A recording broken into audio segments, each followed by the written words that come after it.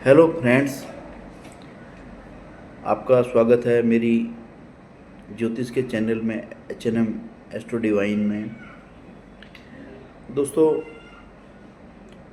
आज जो मैं आपके साथ एक चर्चा करने जा रहा हूँ वो चर्चा है शास्त्र के बारे में। मैंने जब अपना वीडियो अपना ये चैनल स्टार्ट किया था तो उसमें मैंने सबसे शुरुआती जो मैंने वीडियो डाले थे उसमें शास्त्र के बारे में मैंने एक संक्षिप्त में वार्तालाप करी थी उसमें। तो आज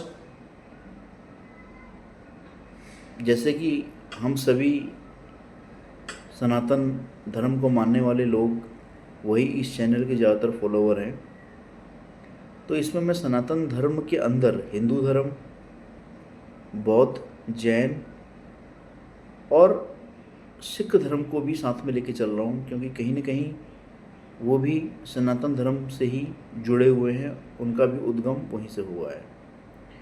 तो इसमें सबसे पहला प्रश्न ये है कि शास्त्र क्या है और शास्त्र को हम कैसे क्लासीफाई कर सकते हैं, इनको कैसे वर्गीकरण कर सकते हैं।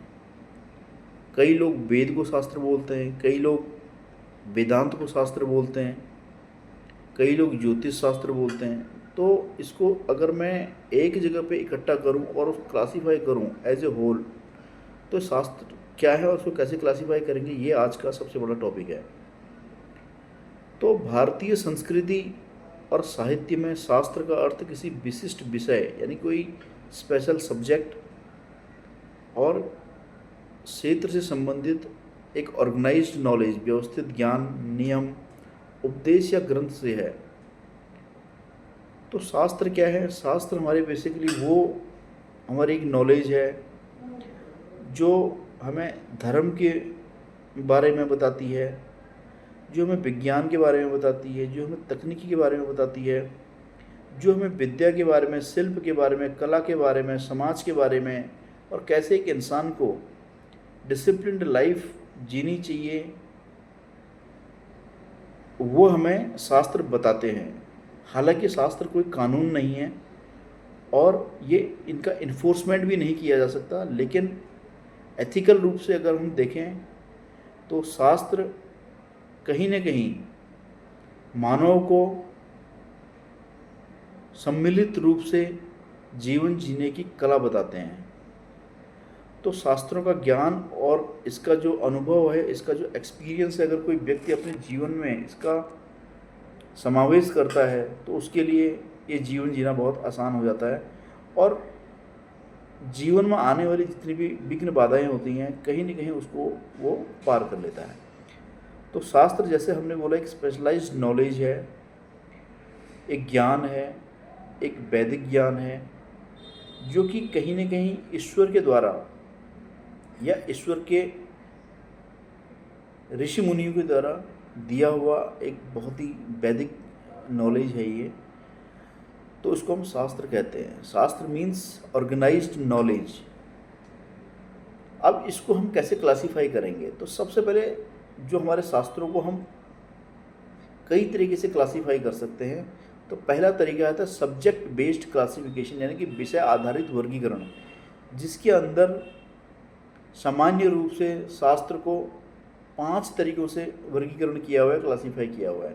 पहला है धार्मिक और आध्यात्मिक शास्त्र, यानी कि रिलीजियस और स्पिरिचुअल शास्त्र क्या होते हैं, जिसमें 4 वेद आते हैं, 18 पुराण आते हैं और महाभारत आती है, रामायण आती हैं और 108 उपनिषद और साथ साथ में गीता आती है, जो सिर्फ और सिर्फ अध्यात्म और धर्म के बारे में बात करते हैं। दूसरा आता है फिलोसफिकल, यानी कि दर्शन शास्त्र, फिलोसफी, जिसमें सांख्य शास्त्र आता है, योग आता है, न्याय आता है, वैशेषिक आता है, मीमांसा शास्त्र आता है और वेदांत आता है।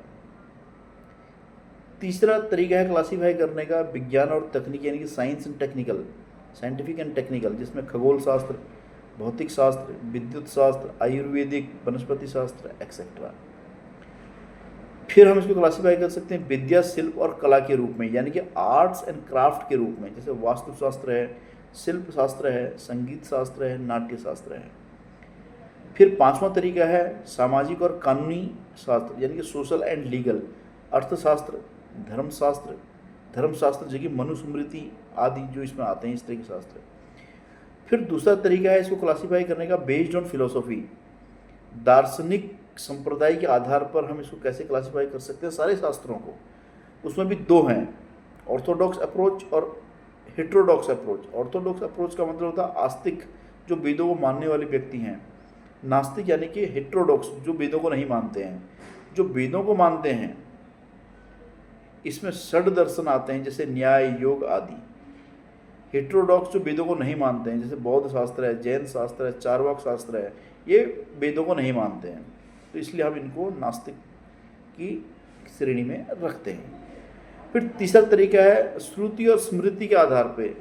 श्रुति जो सीधे ईश्वर द्वारा सुनी और प्रकट मानी गई, जैसे वेद, उपनिषद, ये ईश्वर के द्वारा कहीं ना कहीं सुनाई गई है। गीता भी इसमें आप ले सकते हैं। दूसरी स्मृति, स्मृति का मतलब होता है जो ऋषियों मुनियों द्वारा कलेक्शन किया, इकट्ठा किया, फिर पुराण के रूप में, धर्मशास्त्र के रूप में, जो कि गॉड ने डायरेक्टली हमें नहीं बताया, लेकिन उनको हमने और फर्दर एक्सप्लेन किया और उसमें हमने कुछ एडिशन किया और उसको एग्जाम्पल के थ्रू से समझाया। तो इसलिए ऋषि मुनियों द्वारा ये संकलित ज्ञान, जिसको कि हम स्मृति कहते हैं, क्योंकि स्मृति भी अपने आप में शास्त्र है। और भी इसके अलावा हम शास्त्र के एग्जाम्पल हो सकते हैं, जैसे योग शास्त्र, पतंजलि योग शास्त्र है, न्याय शास्त्र जो कि तर्क और ज्ञान मीमांसा के बेस्ड पे है, ज्योतिष शास्त्र जो कि खगोलीय गणना, भविष्य कथन की शास्त्र बेस पे है। तो इन सिंपल सेंस में अगर मैं बात करूं तो ये जो शास्त्र जो कि एक ऑर्गेनाइज्ड नॉलेज है, जो मनुष्य को जीवन जीने की कला बताती है। शास्त्र का उद्देश्य मानव को, समस्त मानव, इसमें मैं किसी सनातन धर्म के बारे में बात नहीं कर रहा हूँ, मैं समस्त मानव प्रणाली के बारे में बात कर रहा हूँ। मानव को जीवन के लक्ष्यों, मनुष्य के जीवन के लक्ष्य क्या है, जैसे धर्म, अर्थ, काम और मोक्ष की प्राप्ति के लिए अनुशासित करना और सही ज्ञान प्राप्त करना, यही शास्त्र का सबसे बड़ा उद्देश्य है। तो दोस्तों, उम्मीद है आपको मेरे द्वारा दी गई ये जानकारी समझ आई होगी, अच्छी पसंद आई होगी। अगर आई है तो इसको आगे शेयर कीजिए, अपने फ्रेंड्स फैमिली में शेयर कीजिए, अपने दोस्तों को शेयर कीजिए। और अगली वीडियो जब मैं बनाऊंगा अपनी ज्योतिष की सीरीज़ में, तो मैं अपनी ज्योतिष की उसी श्रृंखला को कंटिन्यू करते हुए आगे फिर एक नए टॉपिक को लेके हम इसमें चलेंगे। मेरे इस ज्योतिष चैनल का उद्देश्य इसमें सिर्फ एस्ट्रोलॉजी को सीखना ही नहीं है, वैदिक एस्ट्रोलॉजी को, इसके अलावा जो एस्ट्रोलॉजी के अदर ब्रांचेस भी हैं, जो कि एस्ट्रोलॉजी जैसे मैंने आपको बताया ये अपने आप में एक शास्त्र है। तो इसी शास्त्र को सीखते हुए क्रमशः हम आगे बढ़ते जाएंगे और ज्योतिष को सीखते जाएंगे। तो मैं भी सीख रहा हूँ, उम्मीद है आप भी मेरे साथ सीखते चलिए। इसके साथ साथ अगर आपके कोई सुझाव, आपको लगता है कि मुझे कुछ इम्प्रूवमेंट की ज़रूरत है, कुछ सुझाव की ज़रूरत है, प्लीज़ आपसे रिक्वेस्ट है आप मुझे सुझाव दीजिए, ताकि मैं और बेहतर नॉलेज के साथ में, बहुत अच्छी रिसर्च के साथ में आपके सामने प्रस्तुत हूँ और धीरे धीरे इसको हम एक बहुत अच्छा ज्योतिषीय चैनल के रूप में ये आगे बढ़े और जिन जिन लोगों की जो क्वेश्चंस होते हैं, भ्रांतियाँ होती हैं, वो दूर हो सके। तो मेरा इस चैनल को बुलाने का उद्देश्य ये है कि ज्योतिष में जुड़ी हुई जितनी भी भ्रांतियाँ हैं, जितनी भी ये समाज के अंदर हमारी भ्रांतियाँ फैली हुई हैं, उसको दूर करना ही मेरे इस चैनल का उद्देश्य है। मेरे इस चैनल का उद्देश्य कोई पैसा कमाना नहीं है। तो इसीलिए मैं आपसे रिक्वेस्ट करता हूँ, प्रार्थना करता हूँ, प्लीज़ अपने इनपुट, अपने सुझाव मुझे ज़रूर दीजिए कमेंट के माध्यम से, और मेरे चैनल को सब्सक्राइब कीजिएगा अगर आपको मेरी वीडियो पसंद आ रही हैं। तो इसी तरह मेरे साथ जुड़े रहिए। अगली वीडियो जल्दी आपसे मुलाकात होगी, तब तक के लिए धन्यवाद। नमस्कार दोस्तों।